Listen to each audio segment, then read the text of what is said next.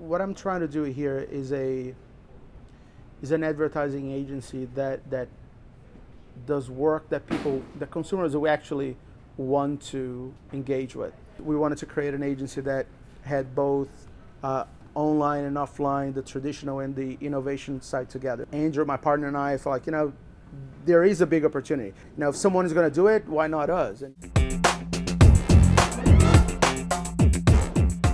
PJ, welcome to Talk to Walk. Thank you. Thanks for having me. Thanks for having us here. It's so cool, this agency. It's a lot of energy. Today is kind of a slower day because a lot of people in production, but it's nice to have you guys here. Thank you very much. So how is it to be innovative in the most innovative place in the world? Other than being an absolutely overwhelming experience, it's actually a very inspiring thing. I remember when I arrived in San Francisco, it was like my first or second month. We went for dinner with a couple of friends, like the birthday of a close friend of ours.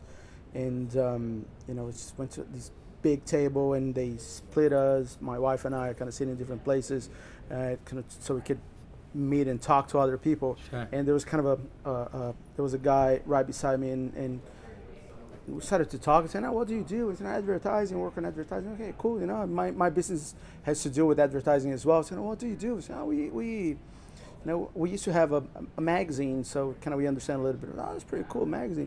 Which magazine? I said, Wired. I said, okay. I've heard about it. Yeah, that's when you realize that you're in a place where so many things are happening. It's like the same way that if you want to be an entertainer, you have to live in Hollywood because that's where everyone is thinking about entertaining the world. Yeah. If you want to do something new that will change the planet, this is a place to be. Perfect. You know what's so cool in your answer? You just answered the thing that brought me here. That brought me to the Silicon Valley, to the Bay Area, to build this HandsOn.TV and make the difference in people's lives. So I'm very happy with your answer. So tell me about your clients. Like you have all these clients that work with innovation. They try to build a very innovative product process, and the business model are innovative. How come you innovate in the way they communicate? One of my favorite movies is Fight Club because on top of doing advertising, I love the fighting thing. I always fought my entire life. But there's one of the most famous lines in the movie is that the first rule of Fight Club is don't talk about Fight Club. I think it's the same thing with innovation. The first rule of innovation is you don't talk about innovation, you innovate. And when you have a company that is based on innovation like Intel, that is one of our biggest clients, Intel and Toshiba, both, you have the lure to talk about their innovation, and that's probably one of the worst things to do because you either are innovating or you just forget about it. So when they ask us to talk about their innovation capabilities, their innovation principles, the first thing we told them is that we're not going to talk about it. We have to do things in a different way that doesn't feel like what other companies are doing on the advertising space. So we had to invent a new way of doing that. It didn't feel like advertising, didn't feel like social media, didn't feel like entertainment, that felt like something new. So when people were playing with it, they already having the feeling that, wow, there's something new on it. So I think that creates a discipline of Is it that makes you guys being so good on content?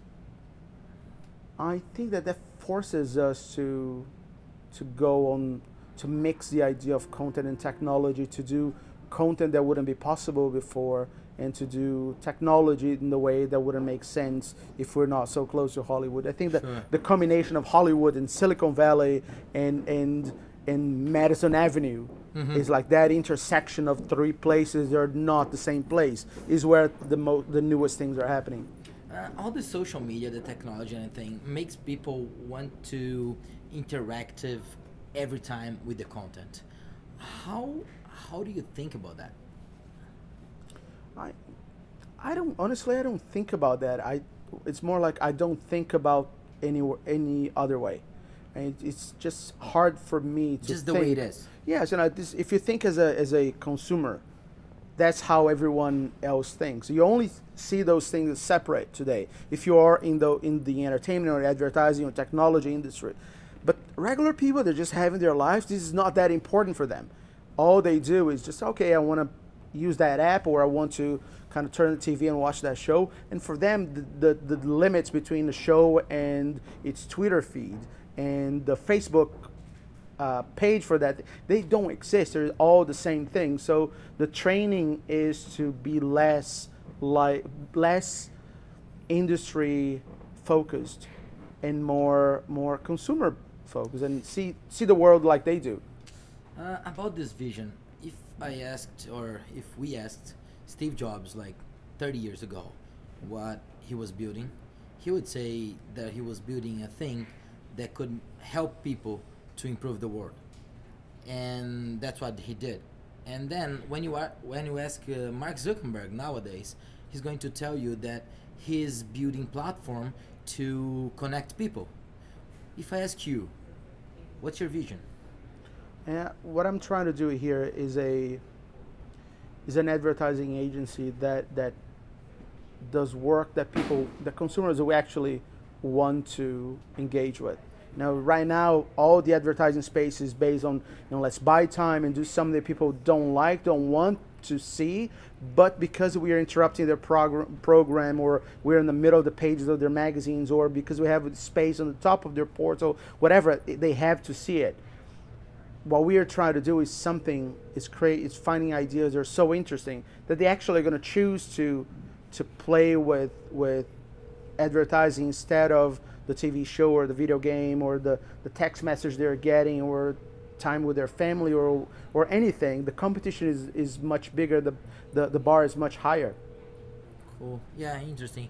Why is it so important? Like, this year is a big year for you guys, right? I have to say, it's yes. a big year. How many Lions? We got 11 Lions, including 3 Grand Prix and an Emmy as well. That is an awesome thing. It's the first time that an advertising agency wins an Emmy competing against regular TV programming. It's like mind-blowing. That's amazing. And why is it so important? And together with this question is, when you make something, when you build some campaign, when you build some content, are you looking forward to see a lion? I don't think about awards when I'm doing them. I can hope for, but it's more like the way the process works is more like we understand what is the problem that our client needs to solve, and we need to find the way to make it so interesting that people are going to pay attention to that instead of the TV programming or video games or any other forms of entertainment. So we have to work much harder. When you work much harder and you compare yourself against the best in class, being a combination of the entertainment, the technology, and the advertising world, that those great things happening. I think that the beginning of it is comparing yourself with the best, but you have to expand your notion of what the best is. Cool. The technology that they're building nowadays brought people together, and now people are kind of interacting, as we said, as we spoke. But how about the media? Like, where is media going? What's going to happen with media? Now, to be very honest with you, I don't spend a lot of time thinking about what's going to happen with media, with the space, or the industry in the future. There are some people some companies that spend a lot of time trying to think and discover and realize or even shape the future. I mean, I'm honestly here more trying to solve problems for my clients in a way that if advertising was being invented today. Mm-hmm. So, like, of course, I'm always aware and kind of studying and stay in touch with the new things, but I'm more concerned with the present. And I think the best way to create this future is to actually work on the problems that we have today in a way that could only have happened today. This is something very specific to the time that we're living now, because everything is being changed we can afford to do that without trying to spend so much time trying to think about the future. Because what's going to happen 10 years from now? When in 9 years this is going to be the right time to address. Right now, I want to know what's going to be between now and the next 2 or 3 years. And then experimenting is much more important than trying to guess. There's too much guessing in the world and too many uncertainties to try to determine that. There are amazing, smart people that are doing that. My thing is actually making that happen, bring it to life. I like the way you think. It's even like, are you like this in your own life? Like, I guess so. It's like I think I have the pleasure of working on one of those professions that I have so much fun that people would pay to do what I do. I would pay to. If I was a billionaire, I would just get a job as an intern writer just so I can do what I'm doing just for fun. It is a fun thing. So it's hard to separate what is life, what is work for me. But ultimately, yes, I'm more. I like to think and discuss big themes, but I prefer to bring them to life than keep discussing for the future. You really discovered the future. I mean, when you built the agency in Brazil, Agência Clique, right? Yeah. So nobody thought about, like, nobody was thinking about, oh, this is gonna be a big market, and you did a digital agency, right? So that time, you got the future. I don't know if I think it was on the verge of being. For me, the issue is that the difference between the future and the present is not very clear. But I wasn't trying to determine what the future was. I was more concerned about taking an opportunity that was on the verge of happening. I know people that are absolute visionaries that can tell 50 years from now, 20 years from now, 10 years from now what's going to happen. But for sure, people told you that you were crazy on that time, right? Remember that at that time, it was like 1999. It was, it was almost when the bubble burst. So it was a hot topic. When I started my second agency was exactly because I stopped believing that model. And we wanted to create an agency that had both online and offline, the traditional and the innovation side together. What happened at that time, like 5 years ago when we started the agency, was that we saw an opportunity. We didn't start this agency because I didn't want to have a boss. I don't actually like the idea of having a boss, but I think that's the worst reason in the world to start a company, because it's much worse. It's more complicated. And it's comfortable when you have someone to complain, someone to say, yeah, and everything's going to be all right. When you're just by yourself, you're just alone. And it's your decision. Yeah, it's like, if I feel bad, I have to go back home and cry. Yeah. I have no one to complain, have no one cried? to take. A couple of times, it's been there have been some rough moments, but the thing is that when we saw the opportunity that sparked the creation of this agency was that there was a generation of agencies being born, especially out of New York, that was claiming, an entire generation claiming that there was space for these hybrid kind of agencies that could combine the traditional and the new world. But in a very ironic way, all those agencies were offline guys trying to claim that they could do online too.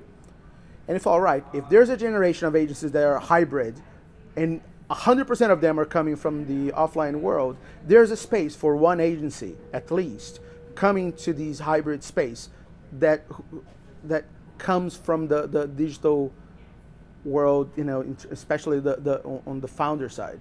So that's how Andrew, my partner, and I felt like, there is a big opportunity. There's a vacuum. 50% of what these new generation represent has not been filled. There's an empty, blank space. We have to go there, and if someone is going to do it, why not us? And what I realize here, like when you go for the ecosystem, especially the tech companies and the startups, they usually have this traditional thing that having a partner. So for them, it's like a businessman and a producer. A programmer, right? So at least they have a business and a programmer, and then sometimes they have like 3 partners. And what's interesting here when you talk about your partner is like on the publicity market, this was very common since like the beginning, right? Like, Yeah, but some agencies just start with two creatives and two or three or more, and sometimes they do. There's there's the creative and the account side. Kind of that's what my partner and I did. It's like he comes from a business. He runs the business side of the agency. I run the work, like the creative, but the work that we are producing. That's how we split, and a lot of that has to do. And is that a better way to do it or best way to do it? I don't know. You know, this is the way that I chose to do, and that he chose to do as well. Mostly because we know what we suck at, and I think that, you know, if you beyond, so that's a good thing to know. Yeah, you know, beyond the advertising industry, I think for anyone that wants to take the adventure of creating a company, I think one of the most important skills, I think it's knowing how to learn fast, and knowing how to identify your weaknesses and know what you really suck at are some of the most important things. Because when you're two people, you're going to do the work of everyone else. Mm-hmm. And soon enough, you're going to need to hire the first person to work for you. And you're going to look, so what is the biggest flaw that we have here? Together we suck more on this than that, and then you hire that person.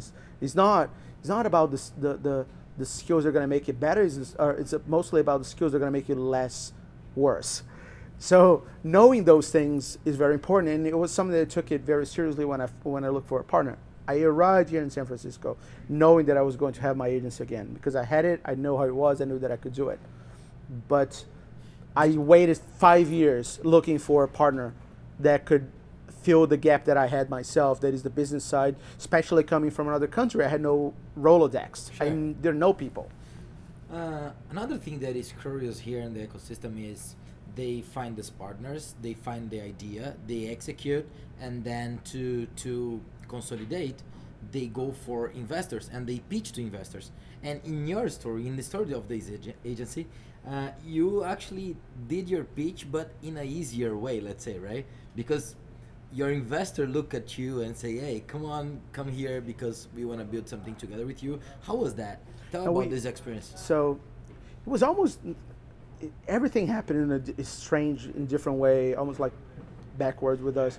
When I moved here, my old investors at Agência Clip would call me like every 6 months, hey, let's do something together. But I kept telling them, no, I'm not ready, because I didn't understand the market here well enough to be able to create an agency that would provide good service. Mm-hmm. And I haven't found my partner yet that could do the business side. So I spent 4 years, almost 5 years, looking for that person and trying to build enough muscle, like American and global muscle, mm-hmm. to be able to do it. And the day that I found Andrew and we started to talk about that, I just called those guys, say, okay, you wanted to do it? Let's see if you're really up to it. We are ready. And they were ready as well. We did it. Very good. Yeah, that's a good experience. How? One thing that's interesting, you just said the global vision, right? What's the difference between the global vision and the regional vision?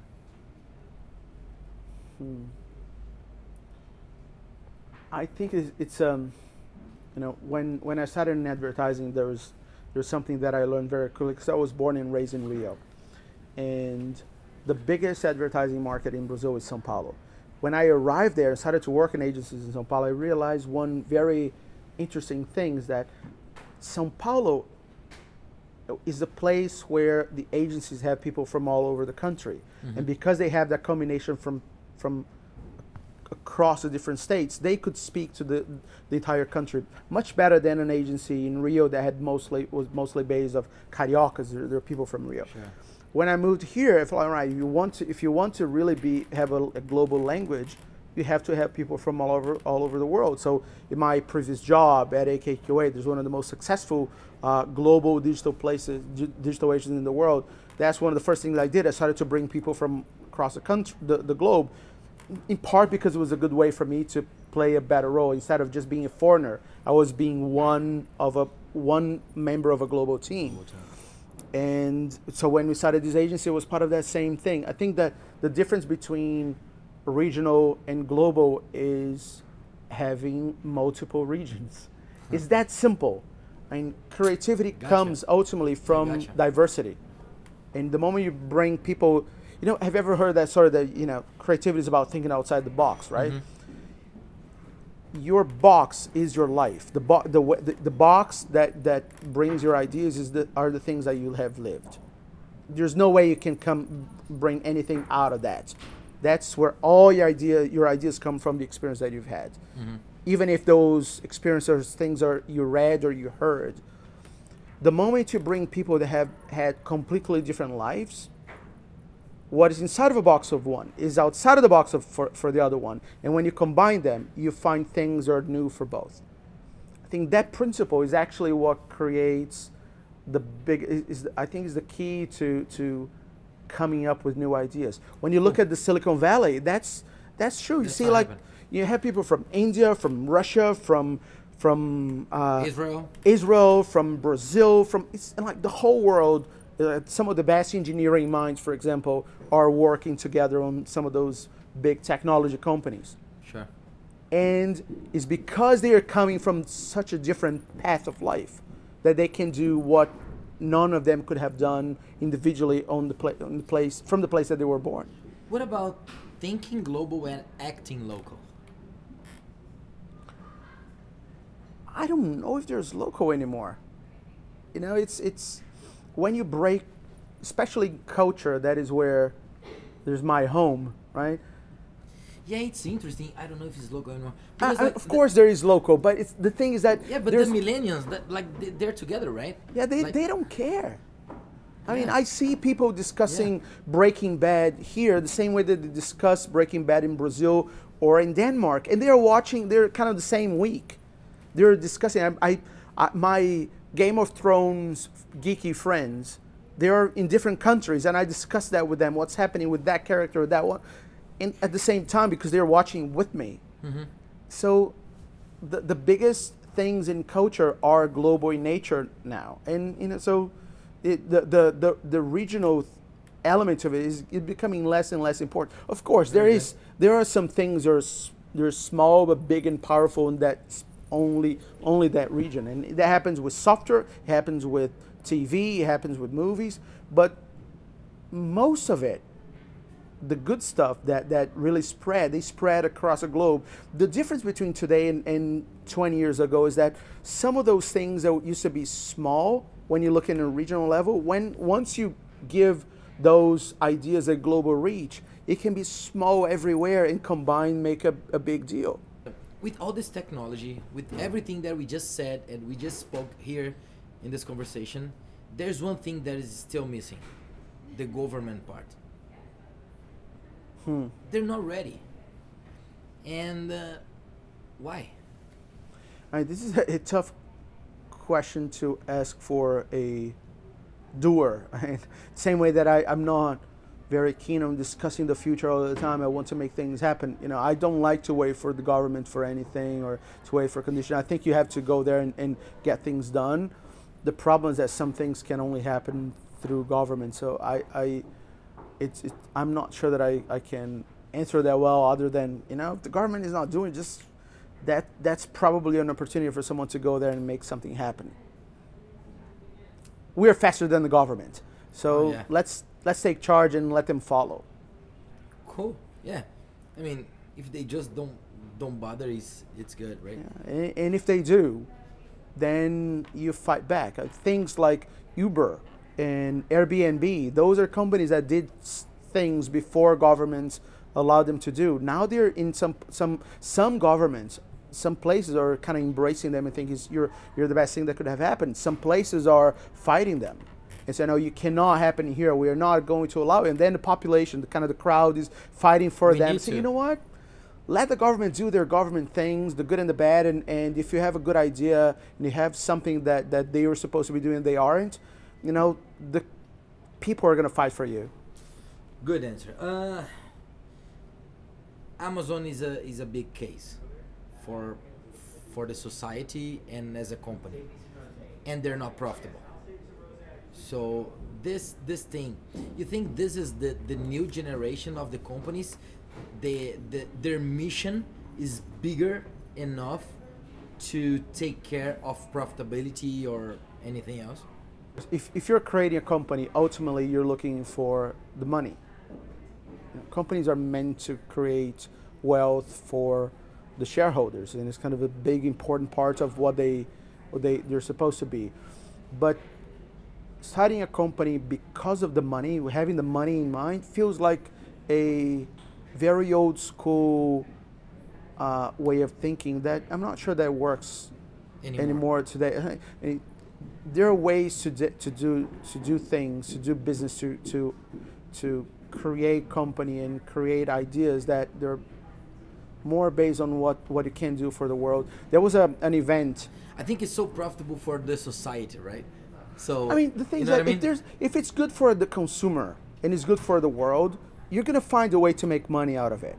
You know, unless you have a bunch of dumb people running the business, which usually doesn't happen with the successful ones. Sure. You know, you're gonna the money part, you can figure that out. The challenging part is actually finding a way to finding an empty space and executing in a way that makes sense for the market, that people will actually appreciate that you exist. And then the more you do it, the better you become. A couple of the companies, even they don't know how to monetize, but they know how to have the user engagement, and then they find later how to monetize, right? So you believe in this kind of business? I don't like the idea of losing money. Like in my businesses, usually we go, you know, we start from a break-even standpoint and start to make money more and more to the point that we were making a lot of money, which is kind of the goal. But you never start from that point of view. You start from, you know, what is the thing that consumers or companies, or if in a B2B case now, are looking for, and if the thing is good for whoever is paying, they're going to find a way to pay, and you're going to find a way to be profitable. And I have nothing against making money. I think we should make money as quickly as possible. I think these idea that, you know, you need to lose money to start, I think this is BS. The reason that you create a company is ultimately to make that money for yourself, but the spark of it cannot be the money. The spark is something that you're going to do that no one else can do better than you. We are going to the end of this conversation. What's the next big campaign for you? It's probably the brief they're going to get tomorrow. Cool. One thing that I think it would be fun is like going around the agency and explain to people how it works. Let's say you got a new job here and how it works. So there's kind of a 4 steps process. The first touch point of a client, of an advertiser, in our case with the agency, is with the account management people. They are the team that create the relationship with them and understand what the problems really are. Sometimes they say, "No, my problem is this. I need to solve this."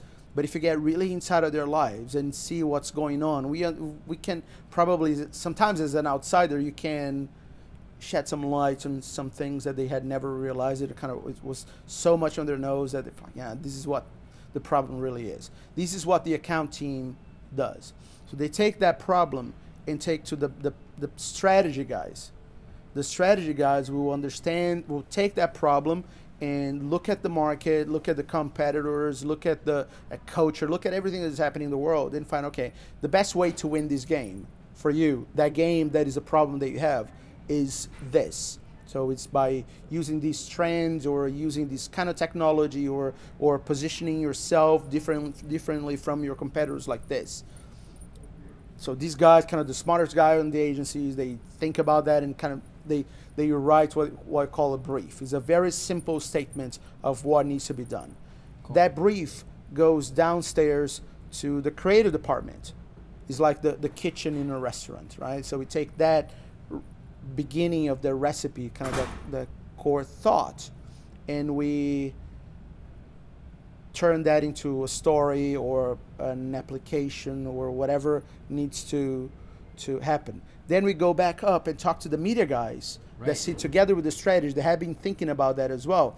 And then we combine the ideas that we had, like the stories or the applications that we created, and find a distribution strategy for that. How we're going to put that in the hands, in front of as many consumers as we can. And at the same time, that idea goes downstairs to the production department, that will find the best companies in the world that can bring that to life. Sometimes it's a film director, sometimes it's a kind of a technology company that's going to develop that thing. Depends on the nature of what it is, but there's always these production department that finds those partners that will create, that will bring that to life with us. Very good. And you know what's interesting here when you say and you explain is that each one of this department has a kind of environment. So it's in a purpose? Yeah, there's part of that, you know, it's hard to find a space where it can all fit together. But once you put people of a certain kind together, the space around it starts to take shape. You know, so you look at the guy on the account department, things look prettier and they stand out. It's more impressive because it's a place where the clients come and you have to show off. Now, this is kind of a nice place. Your agency looks pretty good. Go to creative is actually a very quiet space where people are kind of working with their headphones on and they're kind of just concentrated writing stuff and designing things. They don't talk much, and only if they're talking, they're kind of go inside to not to bother everyone else. But you see like all those things around them, those it's like stimuli, like images and photos and toys and things. It looks like more like a playground because, you know, that's what feeds your brain. Cool. When you go to the media guys, usually they have more information in real time. They have charts, and it's because that's all what they're reading. You go to the production guys, you know, there's also some creative inspiration, but there are also like lots of examples of work that other people have done, so they can, okay, these are the guys that we need to talk to and partner with, and they're more of a relationship up to the agency. So the space reflects what's on their mind and works as inspiration for them as well. So there's a common thread of the personality of the agency that in our case is a combination of old and new. Every space that we have here has elements of new and old because we don't believe that there's necessarily one better than the other. We like to make people feel like old and new are both excellent suggestions, that they should be mixed to create something that makes sense for consumers. Short questions to short answers, okay? All right. Family. Family, the most important thing. The world. The second most important thing. Publicity. I'm